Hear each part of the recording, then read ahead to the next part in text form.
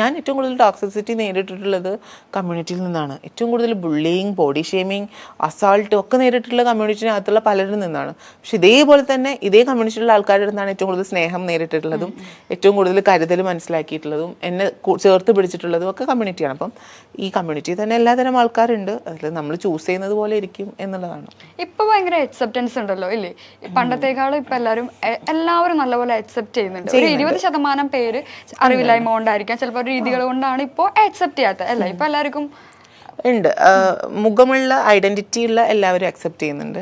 Identity ഇല്ലാത്ത ഒരു personality ഇല്ലാത്ത ഫേക്ക് ആയിട്ടുള്ള ആൾക്കാർ ഇപ്പോഴും താഴെ വന്ന് കമന്റ് നെഗറ്റീവ് കമന്റ്സ് ഇടും. ഈ വീഡിയോയുടെ താഴെ ഇടും. ഡെഫിനറ്റ്ലി അതിടും. ഡെഫിനറ്റ്ലി അതിടും.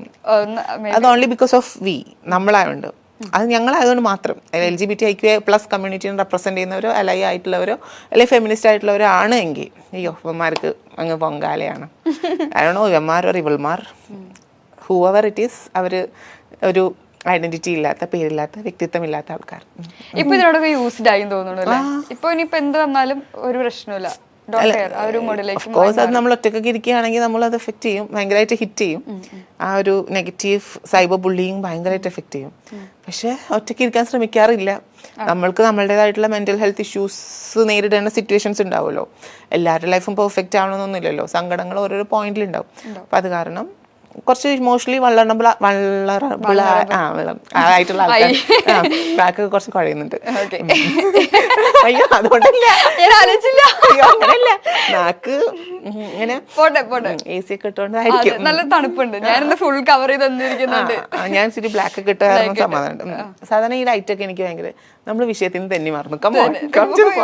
ബുദ്ധിമുട്ടാണോ? അല്ല, ലൈറ്റ് ഒക്കെ ഇട്ടതുകൊണ്ട് സാധാരണ വിയർത്തൊടിക്കാറുണ്ട്. പക്ഷെ തണുപ്പ് AC സൂപ്പറാണ് കേട്ടോ. അപ്പൊ നമ്മൾ പറഞ്ഞു വന്ന ടോപ്പിക് എന്തായിരുന്നു? സം പോയിന്റ് എഫക്ട് ചെയ്യും. നമ്മൾ ഒറ്റയ്ക്ക് ഇരിക്കുകയാണെങ്കിലൊക്കെ നമ്മൾ എഫക്ട് ചെയ്യുകയൊക്കെ ചെയ്യും. പക്ഷെ എഫക്ട് ചെയ്തതായിട്ട് നമ്മൾ കാണിക്കാൻ പാടില്ല. കാരണം നമ്മൾ റെപ്രസെന്റ് ചെയ്യുന്നത് ഒരു ഗ്രൂപ്പ് ഓഫ് ആൾക്കാരെയാണ്. നമ്മളിലൂടെ വേണം അടുത്ത സൊസൈറ്റിയിൽ, അടുത്ത ഒരു ജനറേഷനിൽ കുറച്ചും കൂടെ സെൻസിറ്റൈസ് ചെയ്യാനും എഡ്യൂക്കേറ്റ് ചെയ്യാനൊക്കെ. അപ്പം അതിന് നമ്മൾ മാക്സിമം ട്രൈ ചെയ്യണം. ഇല്ലെങ്കിൽ ഞാൻ സഫർ ചെയ്ത പോലത്തെ പെയിൻ എനിക്ക് നന്നായിട്ട് അറിയാം. അപ്പം ഞാൻ സഫർ ചെയ്ത പോലത്തെ പെയിൻ മറ്റൊരാൾ സഫർ ചെയ്യരുതെന്ന് വിശ്വസിക്കുന്ന ആളാണ് ഞാൻ. അപ്പം വി ഹാവ് ടു അതിനെതിരെ ഫൈറ്റ് ചെയ്തേ പറ്റൂ. പിന്നെ ഇപ്പൊ നേരത്തെ പറഞ്ഞു വർഷപൂജ, അങ്ങനെ എന്തോ പോലെ ജൽസ, അതാണോ ജൽസ? ജൽസ എന്ന് പറഞ്ഞു കഴിഞ്ഞാൽ നമ്മൾ സർജറി കഴിഞ്ഞ് 41 ദിവസം റെസ്റ്റ് എടുത്തിട്ട് നമ്മൾ ആണുങ്ങളുടെ മുഖം കാണാൻ പറ്റില്ല, കണ്ണാടി നോക്കാൻ പറ്റില്ല, കുറച്ച് പഥ്യമുണ്ട്. അപ്പം അതിൽ പറ്റിയ ഫുഡൊന്നും കഴിക്കാൻ, പാൽ ഐറ്റംസ് കഴിക്കാൻ പാടില്ല. ദൈവത്തിന് പാല് കാടിൽ കൊണ്ട് 41 ദിവസം ഒഴുക്കുന്ന കാരണം അത് യൂസ് ചെയ്യാൻ പാടില്ല. ഫ്രൂട്ട്സ് കഴിക്കരുതെന്നൊക്കെ ബാംഗ്ലൂർ അവിടെ ഇവിടെയൊക്കെയുള്ള കമ്മ്യൂണിറ്റി മെമ്പേഴ്സ് പറയും. അതൊക്കെ പിശുക്കാൻ വേണ്ടി, അവർക്ക് ഫ്രൂട്ട്സിന്റെ ചിലവ് അഫോർഡ് ചെയ്യാൻ പറ്റാത്തതുകൊണ്ട് പിശുക്കാൻ വേണ്ടിയിട്ട് അവർ പറയുന്നതാണ്. പക്ഷേ ഹെൽത്തി ആയി നമ്മൾ ഡയറ്റ് നോക്കുന്ന പറഞ്ഞാൽ ആ സമയത്ത് കുറച്ച് ഡയറ്റ് നോക്കേണ്ടതുണ്ട്. ഡയറ്റ് നമ്മൾ സർജറി ചെയ്യുന്ന മേജർ സർജറിയാണ്. അപ്പം നമുക്ക് ബ്ലഡും കാര്യങ്ങളൊക്കെ വേണം, ഹെൽത്ത് വേണം, ന്യൂട്രീഷൻസ് വേണം. അതുകൊണ്ട് നമ്മൾ ഫ്രൂട്ട്സ് കഴിക്കണം എന്നുള്ള ഒപ്പീനിയൻ ഉള്ള ആളാണ് ഞാൻ. സോ ഫ്രൂട്ട്സ് കാര്യങ്ങളൊക്കെ കഴിക്കാൻ സമ്മതിക്കില്ലായിരുന്നു. പക്ഷെ എന്നെ ഒന്നും സമ്മതിച്ചിട്ടില്ല. അതിന്റെ ബുദ്ധിമുട്ട് എനിക്ക് ആ സമയത്തൊക്കെ ഉണ്ടായിരുന്നു. ബ്ലഡ് കുറയും, കൗണ്ട് കുറയൊക്കെ ചെയ്തിരുന്നു. അപ്പം അങ്ങനെ കുറച്ച് ഇത് നമുക്ക് ഇത് സന്തോഷി മാത, ഇതൊരു റിച്വൽ. ഇത് ബിലീവേഴ്സ് ആയിട്ടുള്ള സന്തോഷി മാത എന്ന് പറഞ്ഞിട്ടുള്ള ദൈവത്തിൽ വിശ്വസിക്കുന്ന ആ ദൈവത്തിന്റെ അനുഗ്രഹം കൊണ്ടാണ് നമ്മൾ സർജറി നടക്കുന്നതും സർജറിയുടെ ബാക്കി കാര്യങ്ങൾ വളരെ സ്മൂത്തായി നടക്കുന്നതും എന്നും സന്തോഷി മാതയുടെ അനുഗ്രഹം കൊണ്ടാണ് നമുക്ക് നന്നായിട്ട് യൂറിൻ പാസ് ചെയ്യാൻ പറ്റുന്നതെന്നും അതുപോലെ തന്നെ സന്തോഷി മാതയുടെ അനുഗ്രഹം കൊണ്ടാണ് നമുക്കൊരു സ്ത്രീ സൗന്ദര്യം കിട്ടുന്നതെന്നും വിശ്വസിക്കുന്ന ആൾക്കാർ നടത്തുന്ന കാര്യമാണ്. ഇത് ഓൺലി വിശ്വാസം, അത് അവരുടെ പേഴ്സണൽ കാര്യമാണ്. അതിൽ ആരും, ഇത് ഞാൻ പബ്ലിക്കിന്റെ അടുത്ത് പോയി പറയുന്നത് ഇത് എല്ലാവരും ചെയ്യണമെന്ന് ഞാൻ പറയുന്നില്ല. അത് വിശ്വാസി, അത് ചെയ്യാത്ത ആൾക്കാരുണ്ട്, ഏത്തിസ്റ്റ് ആയിട്ടുള്ള ആൾക്കാരുണ്ട്, അല്ലാത്തവർ ഇത് ചെയ്യാതെ മറ്റവരുടേതായ ദൈവങ്ങളെ വിശ്വസിക്കുന്ന ആൾക്കാരുണ്ട്.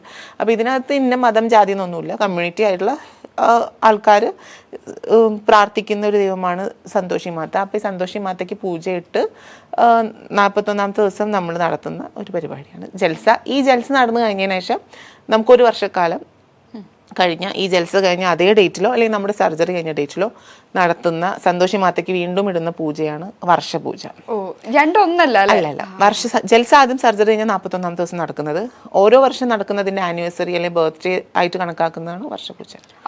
കല്യാണ പരിപാടി പോലെ നടത്തുന്നതാണോ വർഷപൂജ? വർഷപൂജ ആക്ച്വലി കല്യാണ പരിപാടി പോലെ നടത്തും. കാരണം സർജറി കഴിഞ്ഞ് ജൽസ അങ്ങനെ നടത്താനുള്ള ഒരു സാമ്പത്തിക സിറ്റുവേഷൻ ഒന്നും ഉണ്ടാവില്ല. പിന്നെ ആ കുട്ടി ഹെൽത്ത്, കടലിലും പാതിരാത്രി പോയിട്ട് കടലിൽ പോയി പാലൊഴിക്കണം.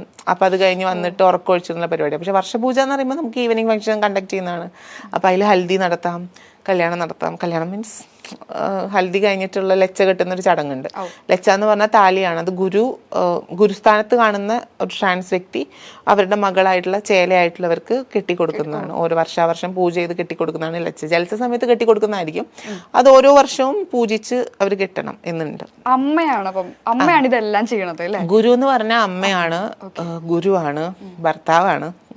കാരണം ലച്ച കെട്ടുന്ന കാരണം നമ്മുടെ എല്ലാമാണ് ഗുരു. നമുക്ക് പിന്നെ ഉള്ളത് ഗുരുവാണ്. കമ്മ്യൂണിറ്റിയിലൊക്കെ വന്ന് ഈ റിച്വൽ ഈ കൾച്ചർ ഫോളോ ചെയ്യുന്നവർക്ക് പിന്നെ ഏറ്റവും ഇന്റിമേറ്റ് ആയിട്ടുള്ള ഏറ്റവും റെസ്പോൺസിബിലിറ്റി ഏറ്റെടുക്കുന്ന ഒരാൾ ഗുരുവാണ്. പക്ഷെ പലപ്പോഴും ഈ ഗുരുക്കന്മാരും ചൂഷണം ചെയ്യുന്നുണ്ട്. അത് വേറെ സൈഡ്. അപ്പോൾ ഈ ഗുരുവിൽ നിന്നും മാറി അടുത്ത ഗുരുവിലേക്ക് പോകും. കാരണം നമുക്ക് കംഫർട്ടബിൾ ഇല്ലെങ്കിൽ പോകുന്നുള്ള ഒരു ഗുരുവിനെ തെരഞ്ഞെടുക്കുക എന്ന് പറയുന്നത് എന്താ? അത് ഇമോഷണൽ കണക്ഷൻസ് വെച്ചിട്ടാണ് ആക്ച്വലി കണക്ട് ആവുന്നത്.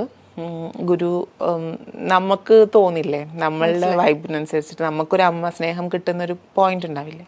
അപ്പം എനിക്ക് ഈ ആളാണ് എൻ്റെ ഗുരു ആവേണ്ടത് എന്ന് നമുക്ക് തോന്നിക്കഴിഞ്ഞാൽ നമ്മൾ പോയി അവിടെ റീത്തിട്ട് അമ്മയാക്കുക എന്നുള്ളൊരു ചടങ്ങാണ്.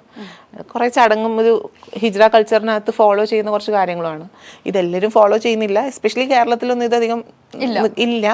പക്ഷെ എന്നാൽ ഈ പരിവാർ സിസ്റ്റം, ഹിജ്റ സിസ്റ്റം, ചേല സിസ്റ്റം ഒക്കെ ഓരോ രീതിയിൽ കേരളത്തിൽ കൊണ്ടുപോകുന്നവരുണ്ട്. അവിടെ കുറച്ച് നോർത്തിലും ബാക്കിയുള്ള സ്ഥലത്തൊക്കെ ഇത് ഭയങ്കര സ്ട്രിക്റ്റ് ആയിട്ട് ഫോളോ ചെയ്യുന്നുണ്ട്. അപ്പോൾ അവിടെ ഇൻഡിവിജ്വൽസിന് റൈറ്റ്സ് ഇല്ല. ഇവിടെ ഇൻഡിവിജ്വൽ ആയിട്ടുള്ള ആൾക്കാർക്ക് അവരുടെ റൈറ്റ്സ് ഉണ്ട്. എന്നാൽ ഒരു നല്ല സൈഡിൽ ഇതിനെ കൊണ്ടുപോകാൻ ശ്രമിക്കുന്നുണ്ട്. എനിക്ക് തോന്നുന്നു നമ്മുടെ കൺട്രിയിൽ തന്നെ ഏറ്റവും ബെസ്റ്റായിട്ട് ഈ പരിവാർ സിസ്റ്റം കൊണ്ടുപോകുന്നത് നമ്മുടെ സ്റ്റേറ്റ് ആയിരിക്കും. വേറുള്ളവർ ഒക്കെ ഭയങ്കര ചൂഷണം. കാരണം മന്ത്ലി അടിമപ്പണം കൊടുക്കണം, കമായി കൊടുക്കണം. ഇവിടെ അതില്ല. ഇവിടെ നടക്കുമോ? ഇവിടുത്തെ ആൾക്കാർ സമ്മതിക്കില്ലല്ലോ. കാരണം കുറെ കൂടെ എഡ്യൂക്കേറ്റഡ് ആണ് ഇവിടുത്തെ ആൾക്കാർ, കുറച്ചും കൂടെ ബോധമുണ്ട്.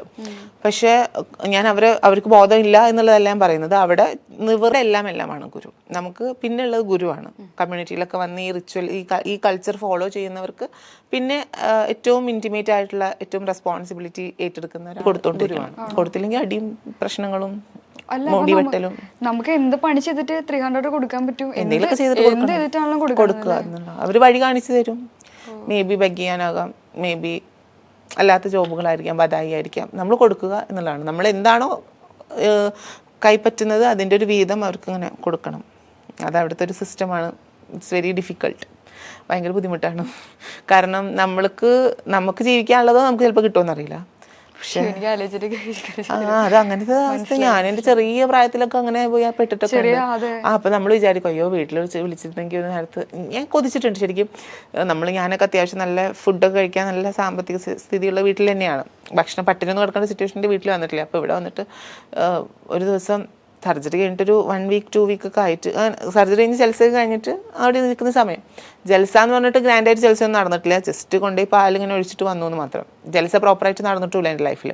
അപ്പോൾ ബാംഗ്ലൂരിൽ വേറെ നിവർത്തിയിലാണ്ട് തിരിച്ച് നാട്ടിൽ നിന്ന് ബാംഗ്ലൂർക്ക് പോവാണ്. ബാംഗ്ലൂർ പോയി നിൽക്കുന്ന സമയത്ത് എനിക്ക് പറയുമ്പോഴും കൊതി വരുന്നു. ഈ ചിക്കൻ വറുത്തതിൻ്റെ സ്മെല്ല് ഇങ്ങനെ വരും. നമ്മൾ സ്ട്രീറ്റിൽ ചിക്കൻ വറുത്തത് ഇങ്ങനെ 65 വറുത്ത് ഇങ്ങനെ കൊടുക്കും. അപ്പം ഞാൻ എൻ്റെ ഗുരുവിൻ്റെ കൂടെ ഒന്നുമല്ല, അവിടെ ഉണ്ടായിരുന്ന ഒരു നായ്ക്കിൻ്റെ കൂടെയാണ് നിന്നിരുന്നത്. അപ്പം ആ നായ്ക്ക് ഇപ്പം ഇല്ല, അവരെവിടെ നാട് വിട്ടു പോയി. അപ്പം ആ നായ്ക്കിൻ്റെ ഹസ്ബൻഡ് പാർട്ട്ണറായിട്ടുള്ള ആൾക്ക് മദ്യപിക്കുന്നതിന് ടച്ചിങ്സിന് വേണ്ടിയിട്ട് ഈ ചിക്കൻ വറുത്ത് വാങ്ങിക്കൊണ്ടുവന്നു. എനിക്കിത് വന്നിട്ട് ഇങ്ങനെ കൊതി വരുന്നു. ഞാൻ ഒന്നും കഴിച്ചിട്ടില്ല. നമുക്ക് ചോദിക്കാൻ പറ്റില്ലല്ലോ, എടുത്ത് കഴിക്കാനും പറ്റില്ലല്ലോ, അതിനുള്ള ഫ്രീഡം ഇല്ല. അപ്പം വീട്ടിൽ അതൊന്നും നടക്കില്ല. അതൊക്കെ വന്ന് അടി കിട്ടും. എൻ്റെ പൊന്നെ, അടി കൊണ്ടതിന് കണക്കില്ല. ബെൽറ്റ് വെച്ചിട്ടൊക്കെയാണ് ഇവർ അടിക്കുക. അപ്പം ഞാൻ ഭയങ്കര കൊതിച്ചപ്പോൾ ഞാൻ എൻ്റെ മമ്മിയുടെ അടുത്ത്, അമ്മയുടെ മമ്മിയുടെ അടുത്ത് പറഞ്ഞു എനിക്കിങ്ങനെ വേണം. അപ്പോൾ പാവം മമ്മി അന്ന് ബെഗ് ചെയ്തിട്ട് ഇത് മേടിച്ച് കൊണ്ടുവന്നപ്പോൾ എനിക്കിതിൽ നിന്ന് കിട്ടുന്ന ഒരു ടേസ്റ്റ് ഉണ്ടല്ലോ, അത് ഇമോഷൻസും കൂടെ കണക്ട് ചെയ്തിട്ടുള്ളതാണ്. ഇതിനകത്ത് ആ മമ്മിയുടെ ആ ഒരു സ്നേഹമുണ്ട്. പ്ലസ് ഇവര് നമുക്ക് ഭക്ഷണം ചോറുണ്ടാക്കി തന്നിട്ട് ഇതിൻ്റെ കൂടെ തരുമ്പോഴുള്ള ആ ഒരു ഫീലിംഗ് ഉണ്ടല്ലോ, അത് എനിക്കിപ്പോൾ തോന്നുന്നു വീട്ടിൽ പോയിരുന്നെങ്കിൽ ഇച്ചിരി എന്തെങ്കിലും ഇഷ്ടമുള്ള വാങ്ങി കഴിക്കാനുള്ള ഒരു സിറ്റുവേഷനുകൾ ഉണ്ടാവും. ഇത് അതും ഇല്ല. ഇനി അങ്ങോട്ടുള്ള ലൈഫ് ഭയങ്കര സ്ട്രഗിളിങ് ആണെന്നുള്ള റിയലൈസേഷനും ഉണ്ട്. അപ്പോൾ ഇത് കിട്ടുമ്പോൾ ഭയങ്കര ഇപ്പോഴും അതിൻ്റെ ടേസ്റ്റ് എൻ്റെ വായിലുണ്ട്.